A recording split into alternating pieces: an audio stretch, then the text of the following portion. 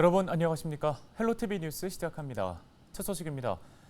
국토교통부가 21일 주거정책심의위원회를 열고 인천시 투기과열지구 3곳과 경기도 조정대상 지역 5곳 등 전국 규제지역 일부를 해제했습니다.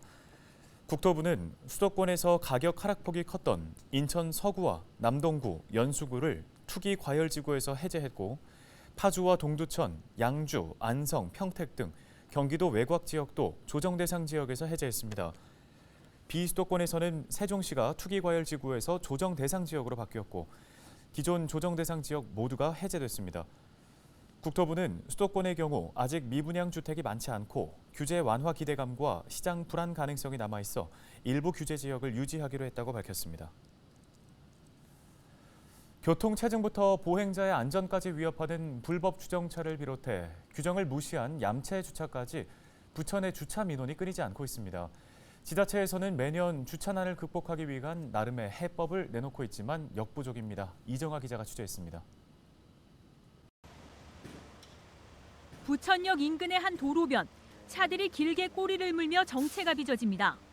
출근 시간 승용차와 버스, 인근 전통시장 화물 하역 차량이 한꺼번에 몰리면서 일대는 북새통입니다. 불편해요. 뛰어갈 데 없어서 불편하지. 잠깐 뭐 사고가 올 데가 없어서. 화물 차량이 볼일을 보고 떠나도 금세 다음 차가 와서 자리를 채우기를 여러 번. 300여 개 점포가 영업 중인 이 전통시장에는 물건을 내릴 여유 공간은 물론 주차장 하나 없는 형편입니다. 부천역 일대 유동인구에 비해 턱없이 부족한 인근 공영주차장과 대형마트 주차장이 전부입니다. 불만과 민원이 쌓이다 보니 상인회가 나서서 갈등을 중재하는 일도 있습니다. 어쨌든 주차 공간이 너무 협소하다 보니까 물건을 상하차 했을 때 단속 카메라에 찍혔을 때는 상인회에서 와가지고 이제 물건 내리는 걸 증명이 되면은 과태료를 이제 부과 안 하는 걸로 그렇게 합의를 본 거였거든요. 주차 공간이 없는 시장들이 유독 이제 그런 부분이 좀 심하죠. 부천 상동 일대 상권도 오래전부터 고질적 불법 주정차로 인해 몸살을 앓는 지역입니다. 엄연히 정차가 금지된 도로지만 운전자가 버젓이 차를 대고 사라지기도 하고 화재 등 비상시 소방차 전용 구역도 자연스럽게 불법 주정차 차량들의 주차장이 된 지 오래입니다. 지금 택배 배송 중이신 거죠? 근데 여기 이제 소방차 전용 구역인데 아시고 주차하신 거예요? 이렇다 보니 코로나19로 한시 유예했던 지자체 단속도 다시금 재개됐습니다. 올해 상반기 부천에서 불법 주정차로 단속된 차량은 7만여 대로 한 달에 11,000여 대씩 단속된 셈인데 단속이 강화된 지난 7월 들어서는 늘어나는 추세입니다. 여기에 더해 거주자 우선 주차 구역의 부정주차도 다음 달 1일부터는 주민신고제 대상입니다. 부정주차로 인한 주민 간 다툼과 민원이 많아졌기 때문인데 앞으로는 계약자가 부정주차 차량을 체증해 직접 신고할 수 있습니다. 민원이 많죠. 12시 넘어가면은 견인도 안 되는 상태에서 요금만 받는다는, 자기는 차를 못 대잖아요, 결국은. 그러면 계약자 본인이 여기 사진을 찍어가지고 어플로 저희한테 신고를 해주시면 부과를 하는 그런 시스템이거든요. 부천시는 공영주차장 확보율을 오는 2030년 130%까지 점차적으로 늘려 주차난을 극복하겠다고 약속했지만 여전히 비좁은 주차 공간을 비롯해 부족한 시민의식까지 더해지며 길 위의 불법 부정 주정차 개선까지는 갈 길이 먼 상황입니다. 헬로티비 뉴스 이정아입니다. 김포시가 대대적인 조직 개편에 나섰습니다. 이번 개편을 통해서 일부 부서가 신설됐는데요.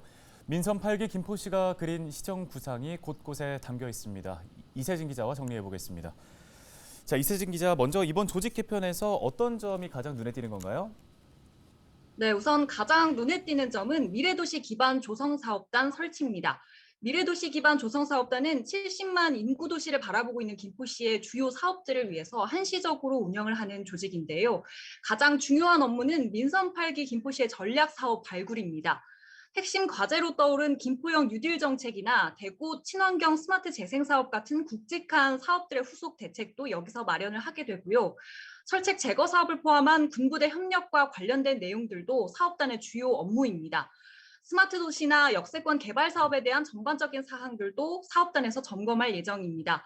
사업단은 미래도시과와 공공건축과, 스마트 도시과 이렇게 3개 부서로 나뉘는데요. 이번에 신설된 스마트 도시과를 제외한 나머지 2개 과는 기존 부서들에서 해왔던 일을 이관해 보다 중점적으로 다룬다고 볼 수 있겠습니다. 네, 그러면 이번엔 국별로 좀 새롭게 만들어진 부서들도 살펴보겠습니다. 민선 8기의 시정 운영 방향과 이렇게 맞닿아 있는 부서들이 어떤 것들이 있을까요? 네, 신설된 과들 대부분 민선 8기 시정 구상과 닿아 있습니다. 먼저 환경녹지국에는 하천과가 신설이 됐습니다. 김병수 김포시장은 앞서 여러 차례 시정 구상을 밝히면서 수변도시 김포를 강조해 왔습니다. 한강 물줄기를 활용해서 내 집 앞까지 오갈 수 있는 도시를 만들겠다는 게 김 시장의 구상인데요. 하천과에서는 하천 정책이나 항만법, 소하천 정비 같은 업무뿐 아니라 김 시장의 공약과 닿아 있는 친수공간 조성에 관한 업무도 이어갑니다. 이어서 논란이 됐던 종합허가과는 이번 개편을 통해서 부활했습니다. 종합허가과는 개발 관련 인허가 과정을 돕는 전담 부서인데요. 앞서 민선 7기에서는 각 개발 관련 담당 부서로 업무를 이원화하고 종합허가과는 폐지를 했었습니다. 다만 이후 민원 처리 속도에 대한 부정적인 여론이 일부 있었던 것으로 보이고요. 때문에 이번 종합허가과 부활은 원스톱 처리로 민원인들의 불편을 줄이겠다는 의지로 해석이 됩니다. 네, 또 이름을 바꾸거나 역할을 강화한 부서들은 없었습니까? 네, 시대의 흐름을 반영한 부서들도 있었습니다. 보건소에 신설한 감염병 관리과가 그렇습니다. 앞서 코로나 여파에 보건소의 많은 부서들이 기존 업무 대신에 감염병 관련 업무에 전념을 해왔는데요. 코로나 이후 시대에 또 다른 감염병 관리에 대한 필요성이 대두되면서 보다 체계적인 관리가 필요하다는 판단이 있었던 것으로 보이고요. 같은 맥락에서 교통건설국 안에 있던 안전총괄과가 부시장 직속 안전 담당관으로 승격이 됐습니다. 최근 기후변화나 환경변화로 인한 재난, 또 도시개발로 인한 재해도 상당히 늘어나고 있기 때문에 이 부분도 재난안전관리 대책을 강화하려는 방침으로 해석이 됩니다. 네, 민선 8기 김포시의 구상이 담겨 있는 만큼 부서별로 좀 실효성 있는 대책들도 앞으로 기대해 보겠습니다. 여기까지 듣겠습니다. 이세진 기자였습니다.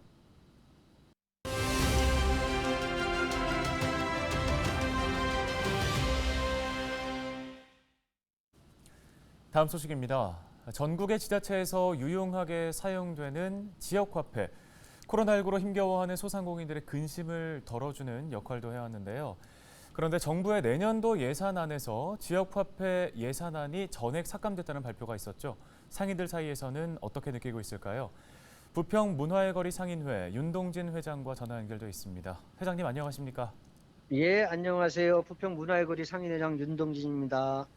네, 인천 이음카드 소상공인에게도 소비자에게도 큰 힘이 되어 왔는데 실제로 좀 장사하시면서 시민들이 이음카드를 얼마나 사용하고 있었나요?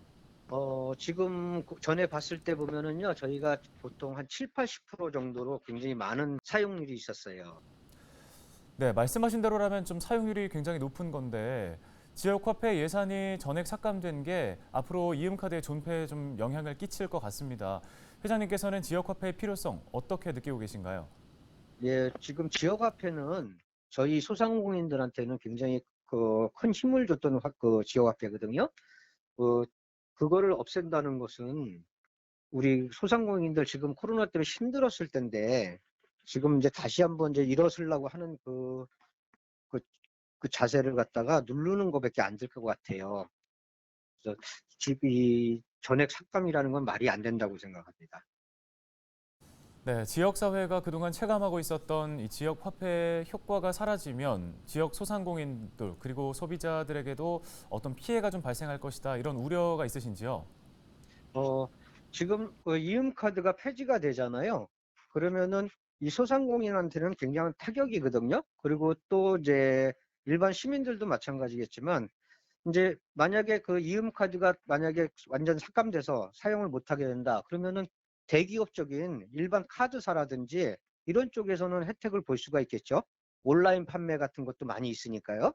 근데 우리 소상공인들은 이 주민들이나 지역 주민들이 와서 구입을 하게 되는 거잖아요. 그러면 거기에 대한 그 지역 정부 지원이 있기 때문에 그 카드를 많이 쓰게 될 것이고, 그러면은 이런 온라인 판매 아닌 이 오프라인 판매 쪽에서도 굉장히 그 힘을 얻을 수 있는 게 바로 지역 화폐 이음 카드라고 봐야 되겠죠.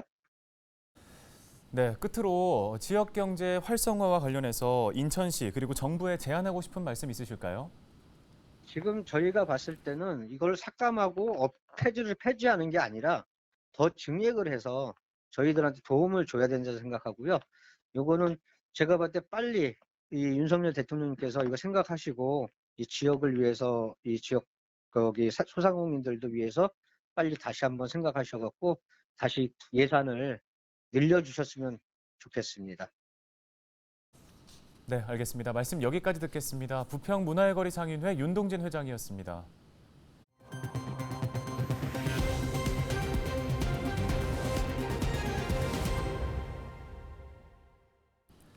네, 다음은 코로나19 소식입니다. 인천과 경기 지역의 코로나19 확진자 수가 모두 감소했습니다.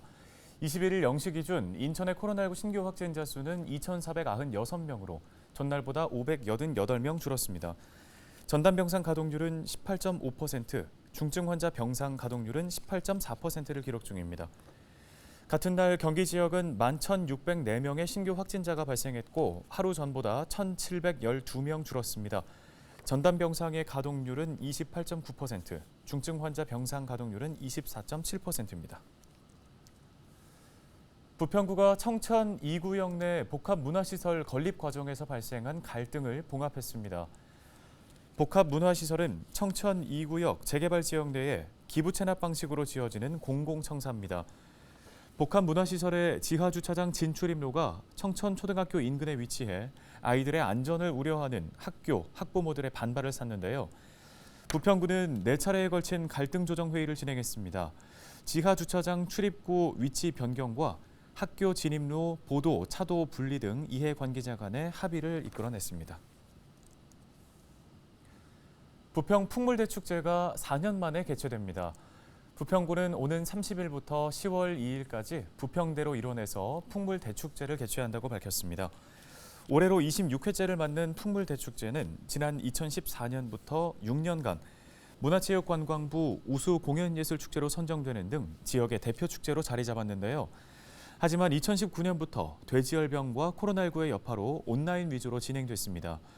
이번 축제는 30일 부평공원에서 열리는 기원제와 부평아트센터의 축하 공연을 시작으로 다음 달 1일부터 이틀간 부평대로에 설치된 8개 무대에서 109개 팀이 참여하는 축제의 장으로 이뤄집니다. 특히 올해는 문화체육관광부의 문화도시 부평 지정과 맞물려 더욱 다양한 공연과 놀이마당이 볼거리와 즐길거리를 선사할 예정입니다. 다음 소식입니다. 부천시와 부천도시공사가 미국 LA에서 열리는 ITS 월드 콩그레스에 참가해 부천 지능형 교통체계를 소개했습니다. 부천시는 이번 대회에서 도시 전역을 대상으로 매 시간 수집되는 영상 기반 교통 데이터를 활용해 제약 없이 AI 서비스를 실증할 수 있다며 부천에 구축된 ITS 시스템을 홍보했습니다. 이와 함께 실시간 도로 상황 예측, 교통신호 제어, 긴급 차량 우선 시스템 등 인공지능과 빅데이터 기반 서비스를 대외적으로 알린 것으로 전해졌습니다. ITS 월드 콩그레스는 매년 미주, 유럽 등 세계 대륙에서 개최하는 지능형 교통 시스템 분야 학술 대회로 오는 22일까지 진행됩니다. 유정복 인천시장이 국제 회의 무대에서 인천시의 재난보건력 등 도시 안전성을 알렸습니다. 유정복 시장은 21일 호주 브리즈번에서 열리고 있는 제9차 아시아 태평양 재난위험 경감 강요회의에서 도시 보건력 세션에 참석해 연사로 나서 도시 안전성 강화를 위한 지방정부와 글로벌 공동체의 역할과 책임을 강조했습니다. 이 자리에서 유 시장은 인천을 지켜야 대한민국의 안전과 세계의 안전을 지킨다는 사명감으로 재난위험 경감에 선제적으로 나섰다며 전 세계가 직면한 시대적 과제를 해결하기 위해 아시아 태평양 지역 간 실질적인 글로벌 네트워크 구축을 제안했습니다. 김포시가 기초 지자체 가운데 처음으로 도심 항공교통 정책 추진에 관한 조례를 제정합니다. 도심 항공교통은 사람이 탑승하거나 화물을 탑재할 수 있는 도심 내 항공교통 서비스를 말합니다. 이번 조례에는 정부 계획을 뒷받침하는 지자체 차원의 계획 수립, 또 관련 산업 육성에 대한 내용이 담겨 있습니다. 뉴스 마치겠습니다. 함께해 주신 여러분 고맙습니다.